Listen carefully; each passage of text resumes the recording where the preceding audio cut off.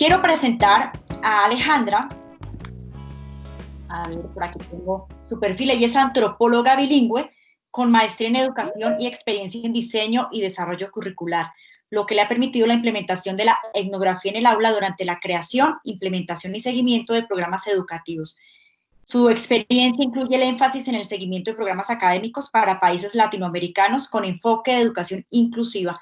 Trabaja en la promoción de estrategias para la enseñanza significativa, el aprendizaje estratégico para la sostenibilidad y la mejora de prácticas dentro del aula para facilitar el proceso de enseñanza y aprendizaje para todos.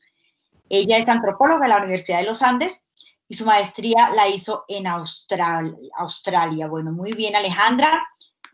Está aquí su público presente y de nuevo pues le agradezco muchísimo que nos haya aceptado esta invitación. Voy a compartir en este momento la presentación. Bueno, vamos aquí a silenciar.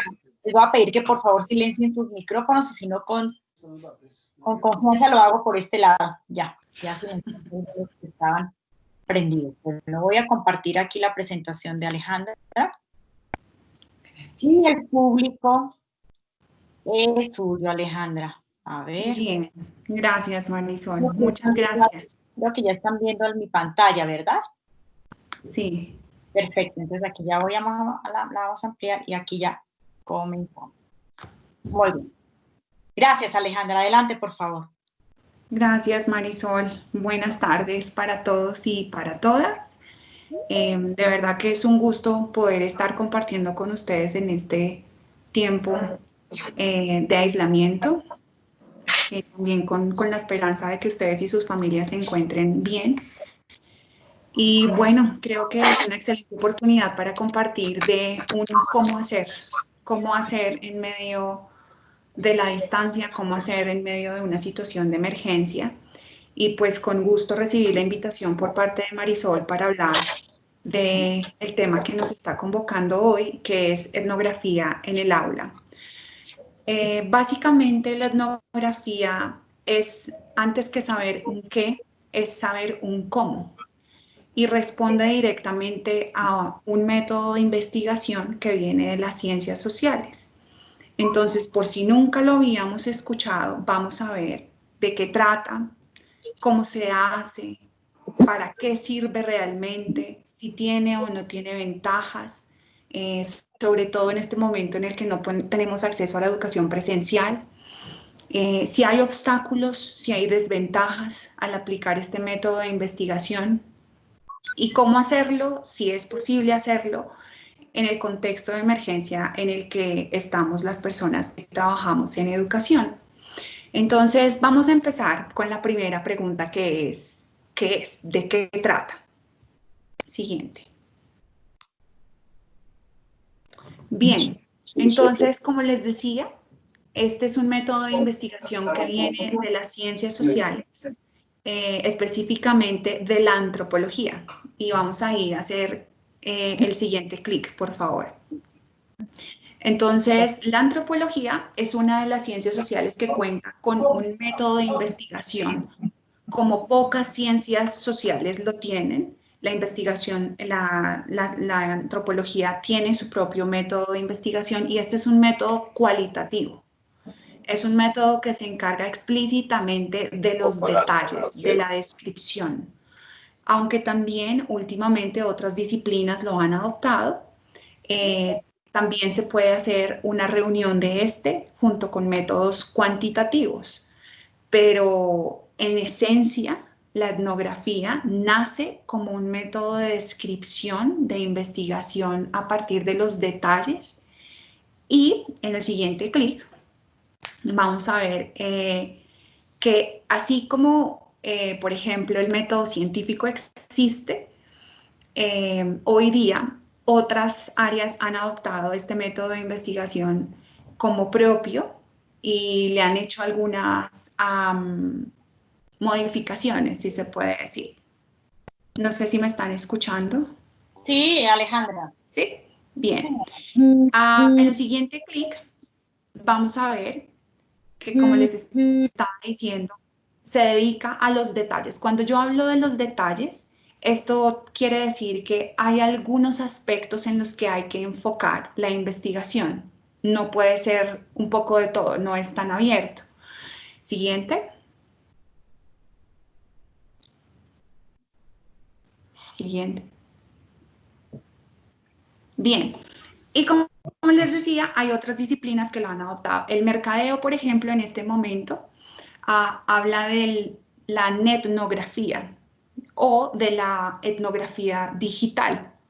Entonces, esto ya nos va ampliando un poco más el panorama y cuando hablamos de observación in situ, es decir, observación en el lugar, no solamente se refiere a un espacio físico, sino también a los espacios digitales. Entonces, ¿para qué sirve? Sirve para dar conclusiones basadas en evidencia, basadas en la evidencia de la observación, no por lo que vienen y me cuentan, no por el parecer de otro, sino ya les voy a explicar según el método cómo se aplica. La cantidad de categorías y de repeticiones me van generando unos patrones y esto permite que se pueda llegar a escribir toda una cultura desde el análisis. Cualquier tipo de cultura, una cultura organizacional, una cultura educativa, una cultura escolar, cualquier tipo de cultura, siempre y cuando esté dentro de un contexto donde hayan seres humanos. La etnografía se puede aplicar desde que haya dos personas. Ya, desde que haya más de una persona es posible de ser aplicada. Ahora, ¿cuál es el plus o cuál es la ventaja de saber hacer etnografía en el aula, que es distinto a la etnografía de aula?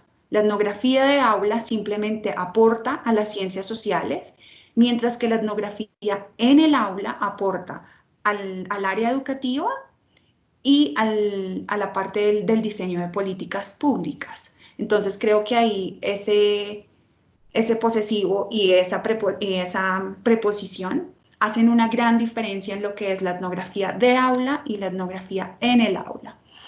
Entonces, a pesar de no ser una ciencia dura, como las ciencias exactas, sí hay un método y este método no puede ser tan espontáneo y tan fugaz y pareciera muy sencillo a primera vista y como que cualquier persona lo puede aplicar y sí, solamente que hay que agudizar un poco el sentido de la observación, ser muy crítico, saber hacer muy buenas preguntas y saber escribir.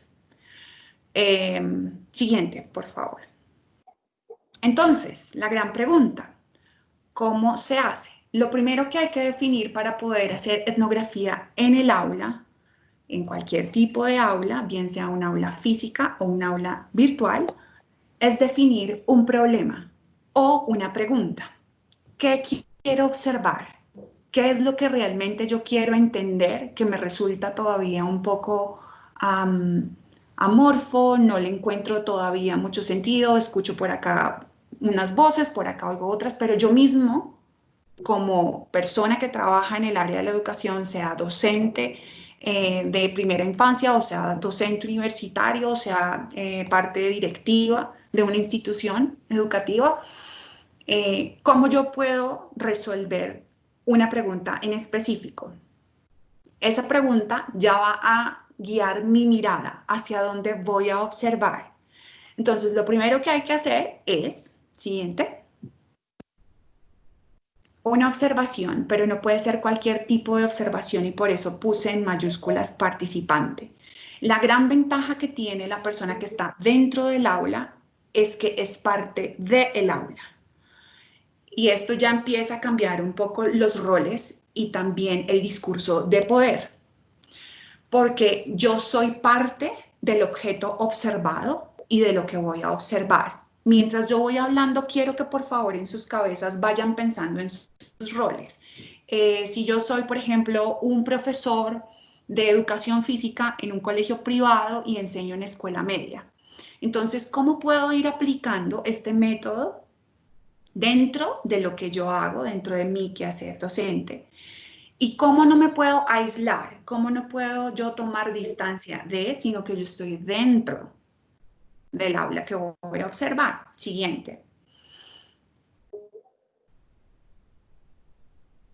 aquí está la parte donde estábamos hablando de las preguntas.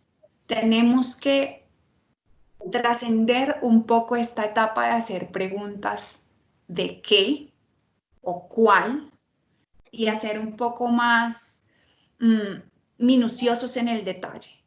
Necesitamos detalles, de eso se trata la etnografía, de muchos detalles. Un antropólogo, Clifford Geertz, hablaba de la descripción densa.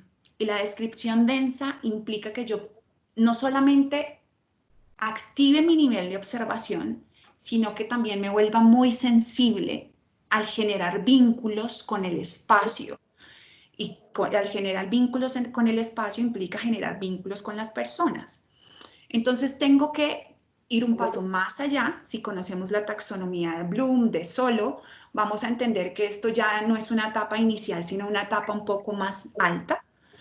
Y tenemos que formular preguntas que nos den detalles, que nos hablen de procesos, que nos hablen de esas cosas que no son tan visibles, que no son tan legibles, sino que están detrás de. Siguiente. Una vez yo tengo más o menos diseñadas las preguntas, tengo que llevar un registro de observación. Entonces, vamos a imaginarnos, voy a poner un espacio hipotético como el aula virtual. Entonces, si yo estoy en el aula virtual, ¿cuál podrá ser mi registro de observación más a la mano? Tal vez un pantallazo, tal vez el récord que queda de las conversaciones que tengo con mis estudiantes y de las interacciones que hay entre ellos. Todo esto es registro de observación, más lo que yo puedo escuchar, lo que yo puedo percibir, ya que no estoy en un espacio que me permita hacerlo de manera tangible. Siguiente.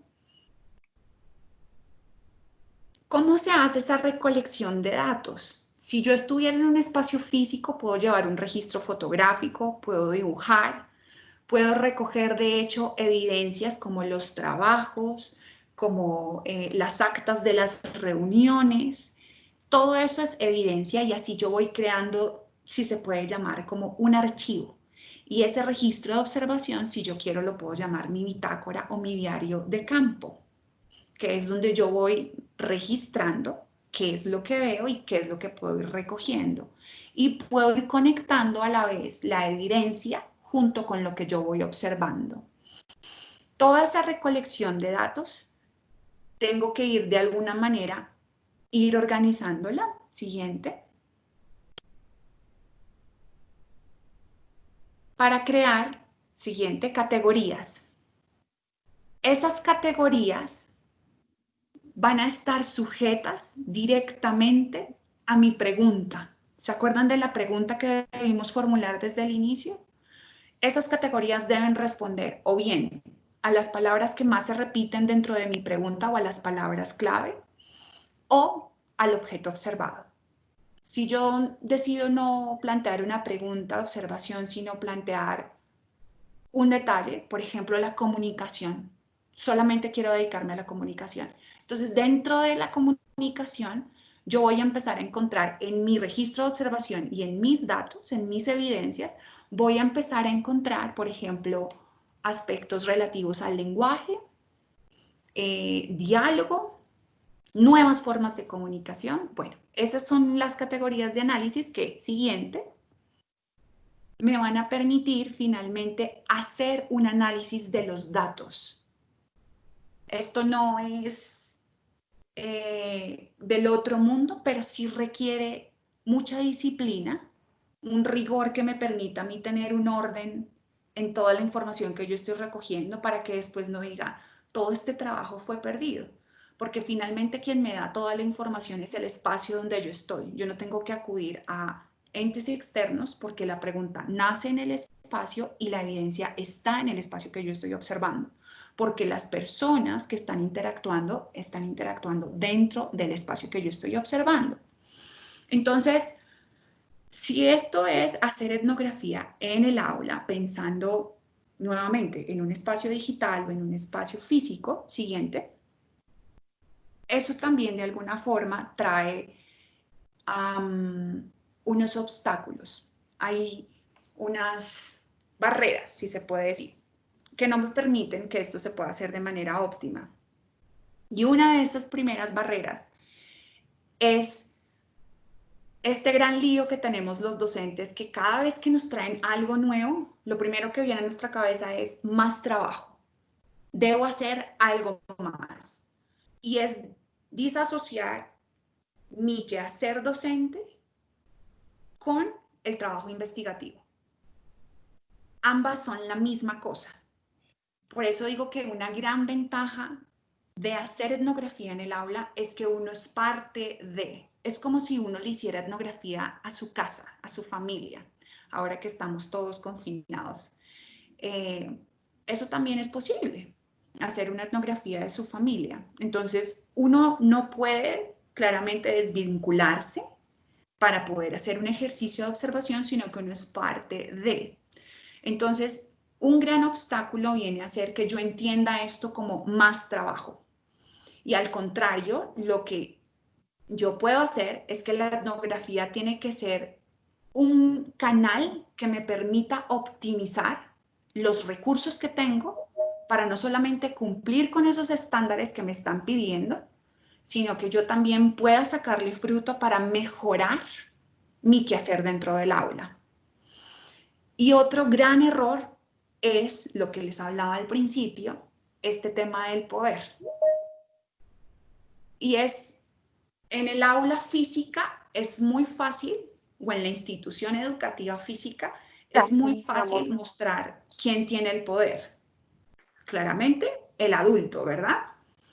Pero cuando entramos a un aula virtual, pasan cosas como lo de este docente que vimos en los medios recientemente, al que los estudiantes lo llevaron a, creo que presionar function F8 o F4, uno de los dos es lo que hace que cierre la plataforma, haciéndole creer que que no lo escuchaban.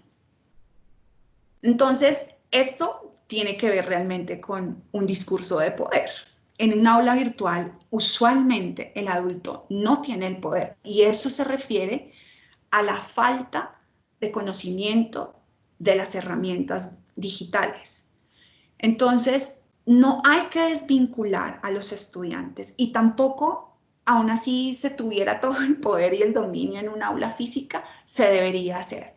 Al contrario, en este proceso de enseñanza y aprendizaje, los estudiantes deberían estar tan involucrados como el docente, no solamente para aliviar su carga, sino para empezar a desarrollar habilidades en ellos para la vida y que la enseñanza del docente sea significativa. Entonces, bien, tenemos una serie de oportunidades, pero también tenemos una serie de desventajas y ambas dependen de la disposición del docente. Uno, que yo quiera soltar y esté dispuesto a equivocarme y aprender frente a quienes me rodean, que son mis estudiantes. Y dos, que yo pueda empezar a volverme un experto no solamente en estrategias ni en el conocimiento de la herramienta, sino un experto en conocer a mis estudiantes y saber qué necesitan, en qué son buenos, qué habilidades necesitan desarrollar en esta etapa en la que están. Porque no nos digamos mentiras, mientras estamos acá, cuenten cuántas ventanas ustedes tienen abiertas en este momento, además de la ventana que nos permite comunicarnos de Teams. Y yo no puedo controlar eso. Marisol puede controlar y callarnos a todos, pero hasta ahí llega. Eso no garantiza que su atención esté puesta 100% en lo que estamos haciendo acá. Eso pasa idéntico con los estudiantes en un aula virtual, en el mejor de los casos. Siguiente. Entonces, ¿cuál es el reto? ¿Cómo hacer que esto realmente funcione? Bueno, pues hay un estado de una emergencia sanitaria en el mundo y no hay opción, hay una obligación y es la migración de la educación presencial a la educación virtual. Y tenemos que reconocer que nosotros no estamos ubicados precisamente ni en Asia ni en Europa, donde tal vez la comunicación sincrónica y asincrónica es un poco más familiar para los estudiantes que para nuestros estudiantes en este país de Sudamérica. Entonces, esto obliga a que rápidamente tengamos que cambiar la manera como nosotros veníamos haciendo nuestra práctica docente por muchos años o por algún tiempo. Y como nos habían enseñado que era. Ahora estamos navegando en un espacio que no sabemos, no conocemos y con herramientas que ni siquiera tenemos idea para qué son, pero están ahí. Entonces se supone que deberían estar a la merced de quienes los están usando. Entonces, ¿cómo funciona esto de la etnografía en el aula? En un espacio como en el que estamos ahora. Miremos si es práctico o no es práctico. Como les decía al principio, hay otras disciplinas que han adoptado este método de investigación cualitativo como propio. Entre ellos quisiera destacar la educación y el mercadeo.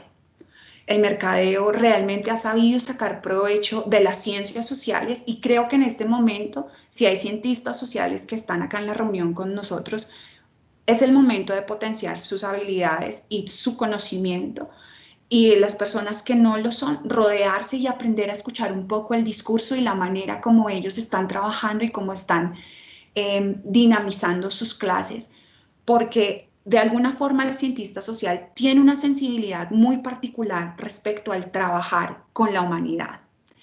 Y esto hace que sea muy necesaria esta mirada en espacios tan inverosímiles como los espacios digitales.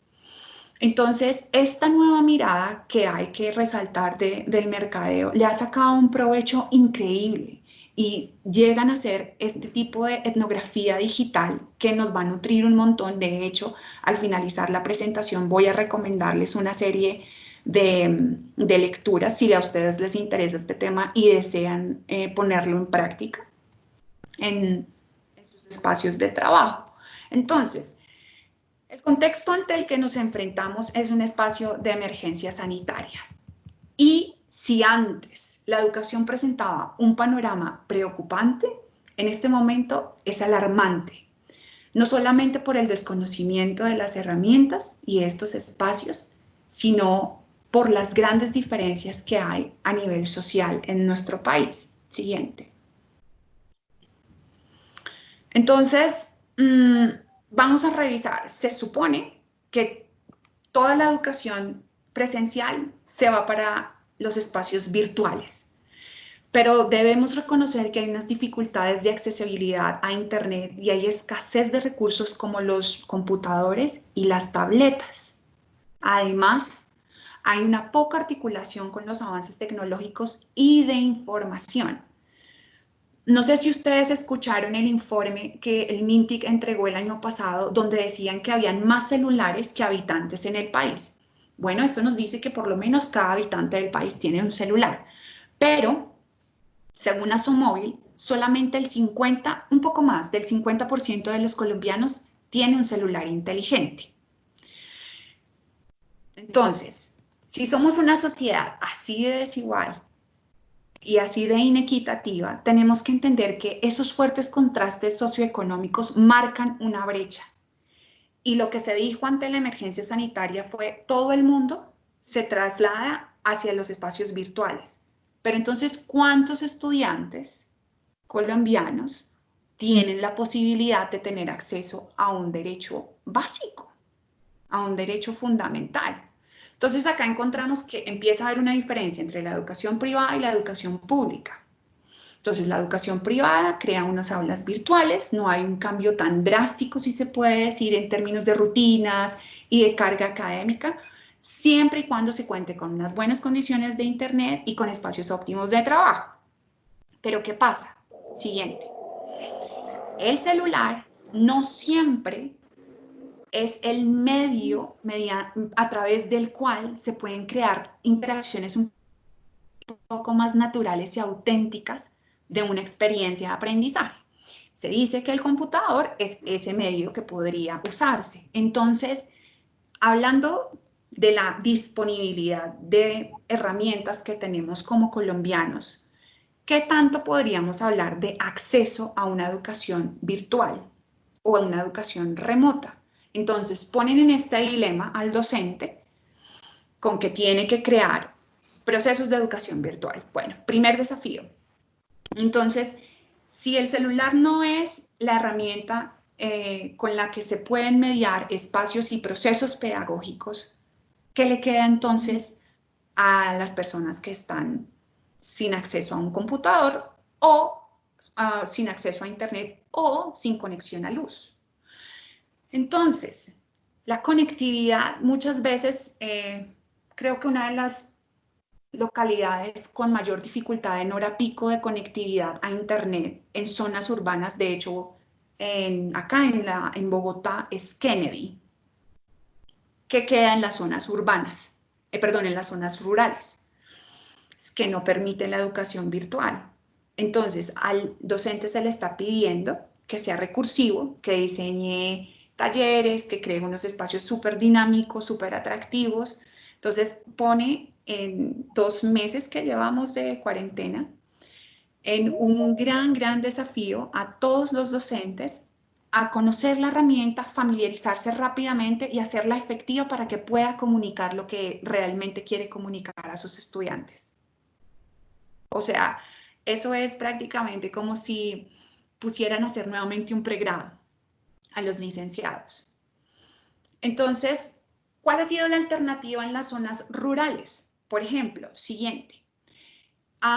Sin mencionar los municipios, muchos profesores lo que hacen es diseñar sus talleres y hacer los recorridos por el río e ir entregando los talleres o las guías como si fuera el correo. Esa ha sido la forma de tener una educación remota. ¿Por qué? Solamente en el país, según el Laboratorio de Economía de Educación de la Universidad Javeriana, dice que solo el 5% de los municipios de Colombia tienen acceso a la educación virtual. Es decir, que esas personas tienen un computador, tienen internet y tienen luz. ¿Qué pasa con el otro 95%? Volvamos a la diapositiva anterior. Los otros 95 se supone, cuando escuchamos estos discursos en televisión y en la radio, que están teniendo una educación virtual. Asumen que todos estos estudiantes, desde primera infancia hasta la universidad, están conectados con su profesor trabajando en espacios que han adaptado en sus hogares o que ya tenían, con acceso a luz, internet y un computador. Pero eso no pasa en realidad, porque solamente es el 5% de los municipios. Estamos hablando de educación rural. ¿Y por qué hablamos de educación rural? Miremos que pues nuestro país es un país campesino. El área urbana realmente es menor al área rural de nuestro país. Entonces, ¿qué pasa con el otro 95%? Entonces, los profesores se están viendo enfrentados a crear otros espacios y otros vínculos con sus estudiantes que no necesariamente son los digitales. Conozco la experiencia de una docente de arte de Ciudad Bolívar que ha sido supremamente creativa y asertiva en la manera como se ha acercado a la necesidad y a la capacidad de sus estudiantes. Ella trabajaba 2 días y medio, por decir en términos de horas, a la semana, y ahora está trabajando 5. Dobló su rutina laboral con tal de poder apoyar a sus estudiantes con una sensibilidad bastante, de verdad, loable, porque lo que ella ha hecho es, a través del arte, instar a sus estudiantes a que diseñen y muestren cómo ellos han adaptado los espacios de estudio en sus casas. Y esto le permite a ella trabajar de manera colaborativa con sus colegas y decir, estas son las condiciones que tienen nuestros estudiantes para aprender. No podemos exigirles más que esto que ellos tienen en este momento porque nadie más les está dando, sino esto es lo que hay. Y con eso sus otros colegas han podido adaptar las actividades y han podido dinamizar lo que están haciendo en el trabajo con sus estudiantes. Esto ha sido un trabajo realmente muy sensible. Ahora, hay que reconocer también las condiciones técnicas. Vuelvo y cito el caso del mismo Colegio de Ciudad Bolívar. Los profesores, al ver que, por ejemplo, ya pasó un periodo académico donde los estudiantes, muchos no han podido entregar sus trabajos, pero no es por indisciplina ni por no tener la voluntad, sino en realidad porque no existen las condiciones técnicas. Entonces, muchos de los profesores lo que hacen es hacerle la recarga semanal de los 1.000 o los 2.000 pesos a sus estudiantes para que por WhatsApp reciban las tareas y a la semana siguiente los docentes vuelven y hacen la recarga con el fin de que el estudiante pueda subir las tareas y pueda enviárselas por WhatsApp a los profesores. Entonces, se habla de que hay que tener unos aspectos presentes en términos de que las condiciones de todos los estudiantes no son necesariamente las más aptas para tener acceso a la virtualidad. Entonces, hablamos de un cambio en el tiempo, un cambio en el diseño de las actividades y en el dinamismo. No tanto por tener entretenidos a los estudiantes, porque nadie puede negar en este momento que hay una sobrecarga absurda de trabajo para el docente y para el estudiante, y nadie entiende por qué. Y la idea no es tener entretenido ni ocupado al uno o al otro, sino entender que, por ejemplo, si el estudiante tiene acceso a este tipo de plataformas virtuales, estas plataformas son bastante versátiles. Y si el docente no le saca todo el provecho, pueden pasar cosas como la docente en México que dejó abierta la plataforma pensando que sus estudiantes ya habían salido y empezó a decir cosas inoficiosas y desobligantes y quedaron registradas. Entonces, es realmente aprender a manejar la herramienta para optimizar el uso y también optimizar los aprendizajes de los estudiantes. Y una cosa de la que casi nadie habla en términos textuales dentro de su quehacer, sino que lo escuchamos tal vez en las propuestas que nos han enviado el Estado a través de la televisión o a través de la radio o a través de la página de internet donde están todas las guías y los contenidos para descargar, pero es revisar cuál es la disposición intelectual y emocional tanto del estudiante como del docente. Y es entender que para no solamente el adulto, su trabajo era una forma de escapar de su realidad, sino que también para muchos estudiantes su colegio era su refugio, que ya no está. Entonces es ver cómo, bien sea en el espacio virtual o en este aprendizaje remoto que tienen a través de guías o de WhatsApp, se pueden crear espacios que sean realmente sanos y apoyen de manera intelectual, pero también emocional a nuestros estudiantes. Siguiente. Entonces, ¿cuáles son los desafíos que nos quedan? Yo identifiqué 13 desafíos muy puntuales que son entender, facilitar y resignificar.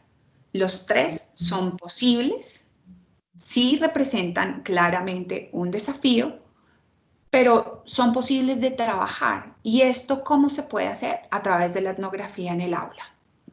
Hay una virtualidad obligada, pero también se puede entender como una oportunidad no solamente para reconocer las diferencias que tenemos a nivel social, sino también para motivar otro tipo de iniciativas como por ejemplo las estrategias basadas en evidencia como el apoyo a las familias. Tal vez nosotros vemos que la comunicación con las familias es no tan frecuente como solía ser tal vez presencialmente o viceversa. Pero entender que la virtualidad puede ser un espacio, puede ser nuevamente un salón de clase, implica que yo suelte el control y entienda que también tengo que estar dispuesto a que otros me enseñen.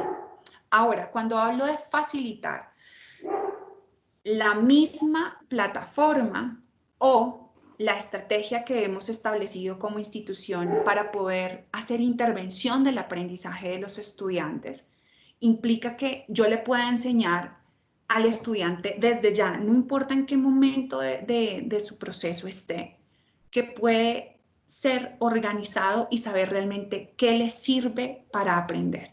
Todo esto es un proceso de metacognición, que él pueda aprender a aprender, que él pueda decir, a mí me sirve esto, no me sigan dando esto, y que yo pueda respetar eso, suelte el control y yo no intente homogenizar Y eso es realmente ser inclusivo. Ser inclusivo no solamente es tener personas en estado de discapacidad o algo así, sino que ser inclusivo es entender la diversidad y apoyarla.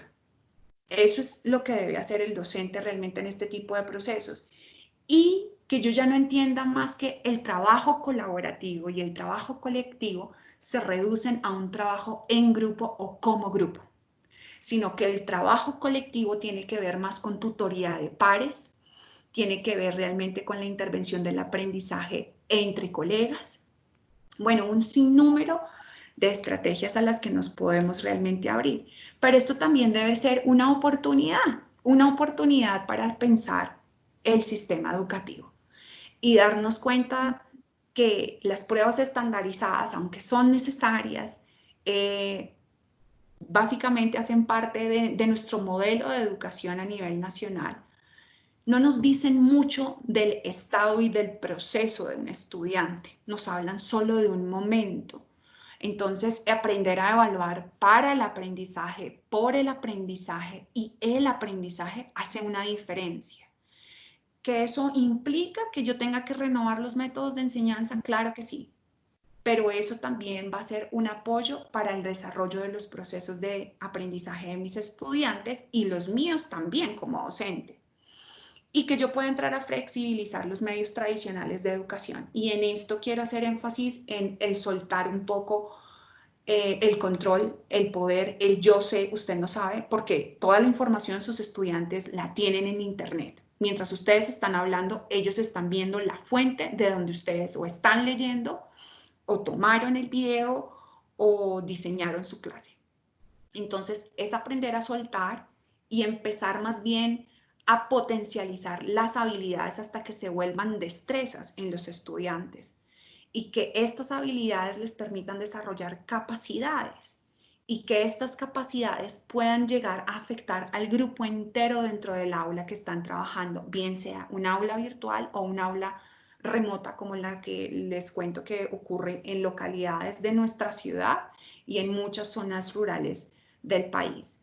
Entonces, para finalizar, me gustaría dejarles una lista de recomendados. Estos textos, si ustedes realmente están interesados en ahondar en lo que es la etnografía en el aula, pues si pueden tener acceso a los siguientes textos, en la siguiente diapositiva, por favor. Pueden acceder. Gracias. Muy bien, muchas gracias, Alejandra. Vamos a dejar un momento ahí la diapositiva para que tomen nota. De todas maneras, esto está quedando grabado y para quienes estuvieron, pues pueden acceder de nuevo a la conferencia que usted amablemente nos ha compartido esta tarde. Me encantaron las imágenes, me encantaron todo el hilo de la conversación.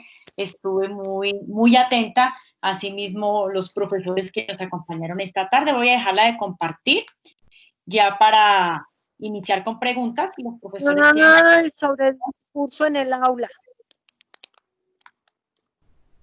A ver, vamos a ver quién tiene preguntas. Alejandra les escucha. Estoy revisando aquí en el chat. Bueno, estoy muy contenta también porque se han conectado personas de fuera de Uniminuto.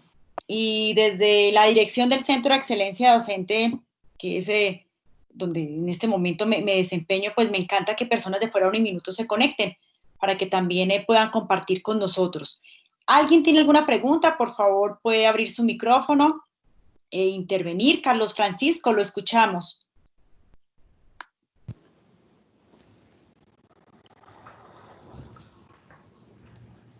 Buenas tardes para todos, para todas. Muy bien, gracias. Primero, pues muchas gracias por la invitación. Ha sido una conversación muy productiva, muy buena en el contenido y nos abre una perspectiva para nuestro trabajo.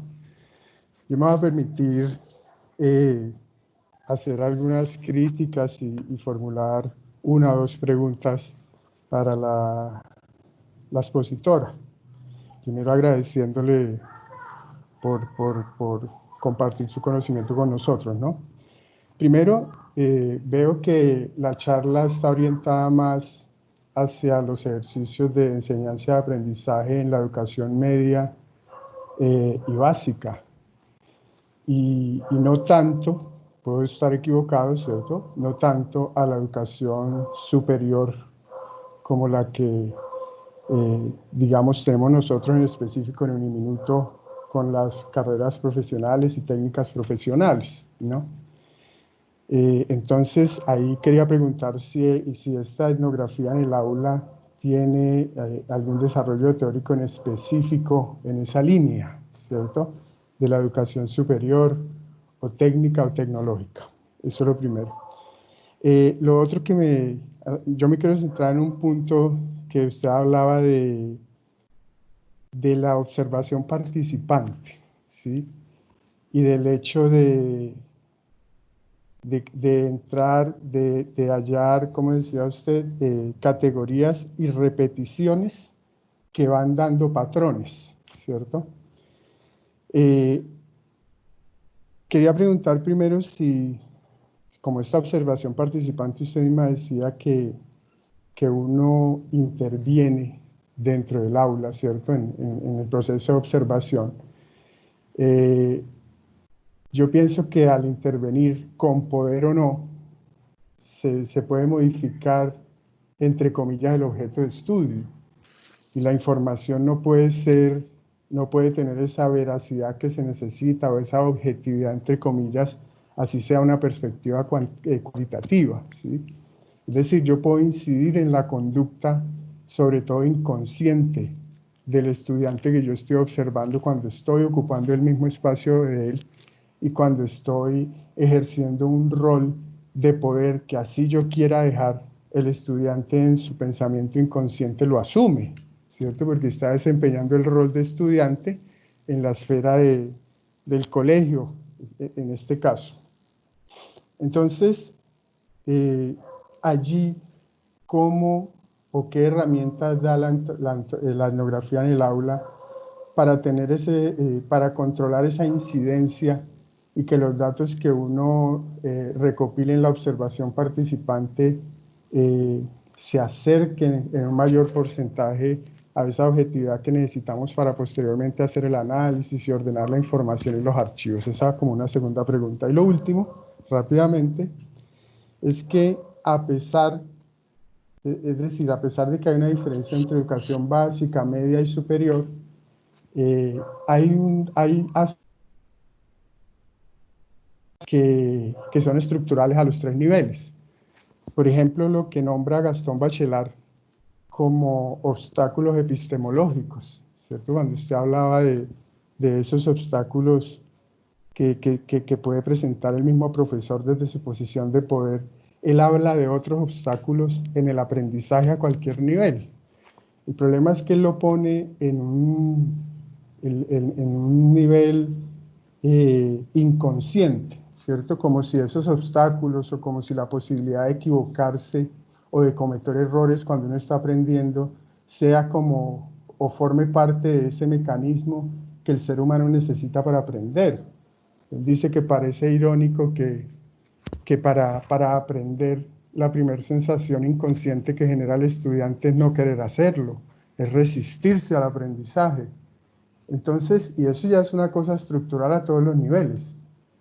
Y entonces, ahí viene la última pregunta y es cómo desde la etnografía en el aula se puede controlar de cierta manera o abordar esos obstáculos epistemológicos que se enmarcan en el comportamiento inconsciente, ¿no? Y me parece pertinente la pregunta porque usted misma nos decía que en la investigación hay que buscar detalles que no son evidentes, ¿cierto? Que están atrás, ocultos. Y me parece que los comportamientos inconscientes en el aprendizaje se ubican allí, donde usted nos llama a averiguar lo oculto. Muchas gracias. Bien, frente a la primera pregunta, acá en el chat voy a recomendarle, Carlos, el siguiente texto. Wanna Be You es un estudio sobre etnografía en espacios universitarios y creo que la bibliografía que utilizan en ese texto puede ayudarlo y lo puede remitir a excelentes estudios de etnografía que se han hecho en el aula universitaria. En cuanto a la objetividad del observador, siendo también objeto de estudio, también le recomendaría que revisara, si es posible, a Clifford Geertz y a Bronislaw Manilowski. Ellos básicamente son los pioneros, no de la etnografía en el aula, sino de la etnografía como tal, y sin ellos hacerse aparte, muestran de una manera muy clara y práctica cómo empezar a despojarse, si se puede decir de alguna forma, de los juicios de valor y los prejuicios que se tienen de entrada al querer estar en un espacio, al querer ser parte de y al mismo tiempo querer tener alguna información sin mostrar que uno está sacando información, que sí lo está haciendo claramente. Entonces creo que revisar esas experiencias junto con la de Margaret Mead pueden darle a uno una guía, un norte de cómo hacerlo, no solamente de manera estratégica, sino ética. Y el tercer aspecto que mencionaba sobre los obstáculos y el cómo poder tener algún control o cómo abordar todas estas barreras epistemológicas, creo que ahí lo hablamos en la parte de los obstáculos. Justamente este discurso de poder y esta figura de poder que representa el docente en el aula se desconfigura totalmente en los espacios virtuales, porque aunque hay instituciones en el país que pues están muy bien capacitadas y han podido darle a cada uno de sus estudiantes un PC y han podido darle su internet portable, no todas las universidades pueden hacerlo como parte de las públicas. Y es ver cómo han podido llegar a bajar todos sus mecanismos de control y decir cómo vamos a apoyar los procesos de los estudiantes de la manera más artesanal e incipiente o de la manera más elaborada como pueda llegar a organizarse el equipo docente. Entonces creo que en esa medida cada institución, cada equipo de trabajo puede empezar a definir cómo van a ser esos procesos de intervención en este momento de emergencia. Muy bien, Alejandra, muchas gracias. Y al profe, pues muchísimas gracias también por esa fabulosa intervención y esa pregunta para Alejandra precisamente en educación superior, que es lo que nos convoca, pero por los ejercicios que se han hecho y que nos ha ilustrado Alejandra también han sido muy valiosos para trabajarlos en Uniminuto y en general, pues en todas las universidades. No sé si alguien más tenga alguna inquietud para Alejandra, algún comentario, observación, en fin. Parece que no, Alejandra. Parece que no. Bueno, pues si no hay más inquietudes, ya les digo, esta charla queda grabada aquí en el espacio de Teams. Sí parece que otra, vamos a ver que aquí hay. Vamos a ver por acá, no. Pensé que era otra pregunta, pero no. Bueno, Alejandra, muchas gracias. Un tema muy interesante, de verdad, para trabajarlo. María de Los Ángeles, perdóneme. Sí, por favor, adelante, María de Los Ángeles, la escuchamos. Vale, muchas gracias. Muy interesante. Yo he tenido la oportunidad de trabajar con la etnografía en algunas ocasiones y creo que pues como usted logró sintetizar parte de la historia, es muy claro. Quisiera preguntar, de acuerdo a su experiencia, cómo poder materializar estos instrumentos que son clásicos. Por ejemplo, está la observación participante, grupos focales, hay una serie de herramientas que tiene. ¿Cómo se podrían, de acuerdo a su experiencia, qué tipo de herramientas podría incluir en la etnografía en el aula virtual? Que me pudiera, por favor, orientar. Muchas gracias. Gracias, María de Los Ángeles. Yo creo que eso depende de, uno, la plataforma que se esté manejando y dos, el objetivo que se tiene y el resultado de aprendizaje que se espera. Creo que al poder definir lo que hablábamos al inicio, como qué es lo que voy a observar, cuando sé hacia dónde voy, pues ahí sé qué es lo que necesito para llegar allá. Entonces, es como, por ejemplo, cuando uno va a nadar por primera vez. Entonces, nos botaron a todos a la piscina, ya no podemos caminar, todos al agua. ¿Qué tenemos que hacer? ¿Qué necesitamos para estar en el agua? Entonces, claramente necesitamos ropa distinta, necesitamos una dieta diferente, necesitamos, bueno, todo un set de accesorios distintos si nos queremos desplazar más rápido. Entonces necesitamos las aletas y vamos a estar mucho tiempo en inmersión, necesitamos las caretas, en fin. Entonces creo que el espacio es el que en realidad nos puede decir, necesitamos entrevistas semiestructuradas. ¿Cómo hago eso yo sin que mis estudiantes, por ejemplo, perciban, llegó el momento de la etnografía?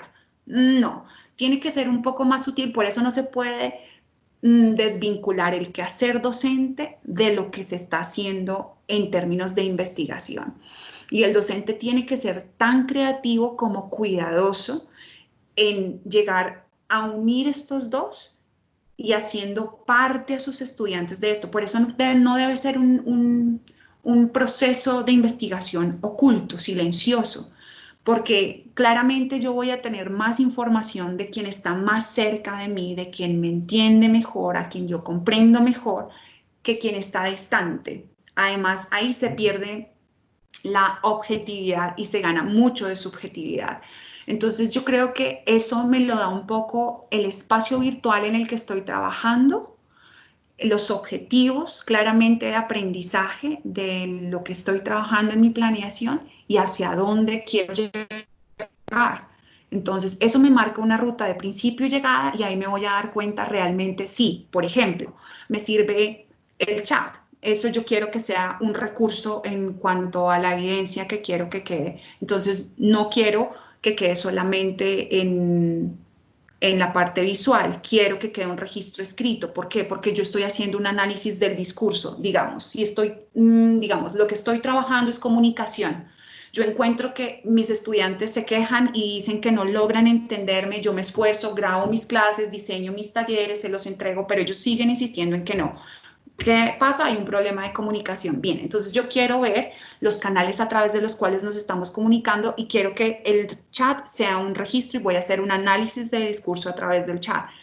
Creo que el problema está en la parte visual. Muy bien, voy a pedir que quienes tienen acceso a cámara las activen y voy a grabar como está haciendo Marisol en este momento y voy a dejar pública esa grabación para que todos tengamos acceso y empiezo a hacer el análisis a través del registro visual. Entonces, depende realmente de en dónde y con qué se esté trabajando. Muy amable, muchas gracias. Ampliamente. Gracias, María de los Ángeles. Bueno, son las 5:53. Ha sido una charla muy interesante, Alejandra. De nuevo le agradezco muchísimo que me haya aceptado esta invitación. Seguro que vamos a seguir trabajando juntas, trabajando en proyectos. Siempre yo los que se hacen amigos míos ya quedan para siempre. Muchas gracias, Alejandra. Muchas gracias desde la dirección del Centro de Excelencia Docente AEO.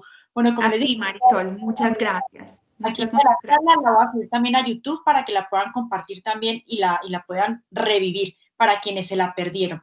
Feliz tarde para todos. Alejandra, nos volveremos a ver, muy amables. Mañana los espero, aprovecho para invitarlos porque mañana los espero a una conferencia que me invitó el Parque Científico de Innovación Social, yo siempre haciendo publicidad, una conferencia que he titulado El Profesor, un influencer en tiempos de pandemia. Entonces los espero mañana, que preparar algo muy especial para todos los profesores de Uniminuto y todos los que se van a unir, que sé que se unen muchas personas de fuera del país también. Muy amables, que estén muy bien y hasta pronto. Gracias, Alejandra. Gracias, hasta luego.